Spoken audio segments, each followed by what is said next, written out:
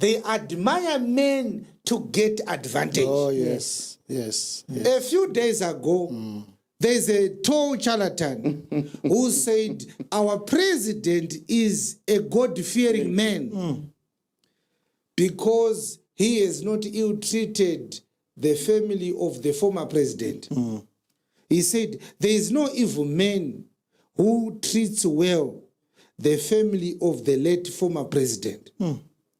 He said our president is godly because he is treating peacefully and well the Mugabe family. And I said, what?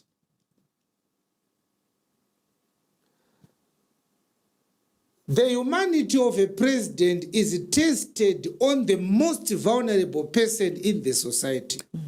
Amen.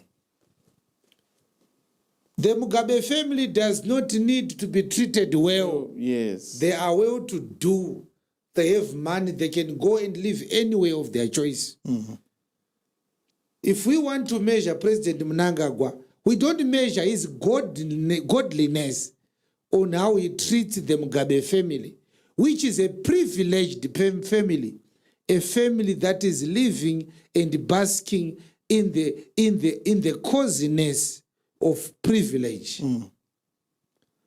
We test President Mnangagwa on the common man. Yes. Vanagogo vari kudotito harawa nechembere dziri kucholocho mapofu nezvirema vari mumastreets ari kugwanda nherera dziri kuchipinge ndopatinotesta president ipapo. The most vulnerable in the society. Amen. Yes.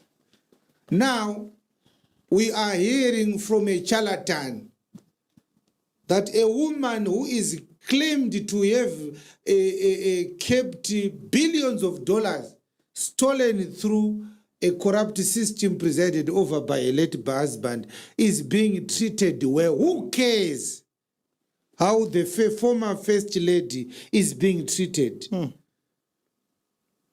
Who cares? Kuti amai Mugabe vari kutreatwa zvakanaka naMnangagwa ane basa nazvo ndiani? Ndiani akatreatwa zvakanaka naGrace? She was cruel herself, helping her husband in the butchering of more than 20,000 people in Matebeleland. She was there. Who cares how Mai Mugabe is being treated by Mnangagwa? Who cares? People who are privileged cannot be the litmus test for the humanity of our president. Yes. Why is Makandiwa admiring the president? The answer is in Jude 1:16. They have men's persons in admiration because of advantage. Amen. Taizvona paBhawa ukatenga doro rako pane rimwe rovha rinouya rogara pasaidhi apa harina mari yedoro unonzwara kuti mudharabhudzi yenyu yakapenga ada kupuhwawo sipi. Muri tukutu kuri kunanzva tsoka dzevamwe varume kuti muwanewo advantage. Hamusi vanhu vaMwari. Yes. The people who are deceiving you are not wise. No. You can hear when they are talking that they are, even though they are cunning, but they are not intelligent. Yes. They are fools. When a person brings out lipstick, a man in church, and he says, I've discovered a cure for HIV and AIDS. If you apply this lipstick, it will increase your particulars in your body. What are particulars? How can you say this charlatan is wise? He's a fool. Yes. So he says, you tolerate fools. You tolerate simple men to take advantage of you. Yes. Huh? You understand? Yes. A man said, don't receive COVID vaccine. It's a mark of the beast. Yes. And after 6 weeks, he says, I never said that. He's a fool.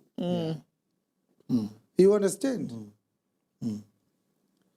You tolerate idiots. You accommodate empty heads, scoundrels, to trick you of your hard-earned money. Yes. Hey. Look at Bushiri Yes. and tell me that medical doctors, after spending 9 years in class, an empty head who has no knowledge, no wisdom, no education, he was able to sit you down writing notes of gibberish that means nothing. And you consider that you are wise yourself when you are tricked by a fool. Yes. Huh? Yes.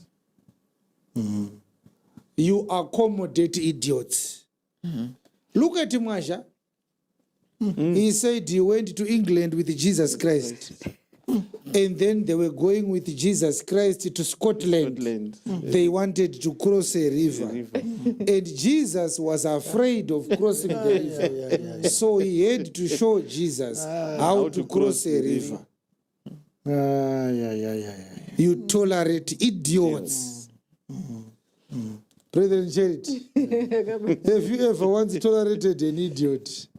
Yes, when we were in the shrines, Yes. there is one shrine master who said to me, I had a very big debt, Yes. that if I only give him a seed, one day I would have miracle money into my account, which will clear the debt. I tolerated it, am I? And you gave him? Yes, the debt was never Brethren, Charity, what we will do today, we want to know how much it was, so that we can bring that money back to the true house of God. We cannot accommodate such tomfoolery. By that time you will be bewitched. I think it was $140. Yeah. Hey. That's the only amount you wanted. The debt was $440,000. How much did you give the charlatan? 140 US. And you believed that with the scam of $140, Yes. a debt of $140,000 was going to disappear. And the deposit would come from nowhere. Hey. This is the time of Verse 20. For you suffer if a man bring you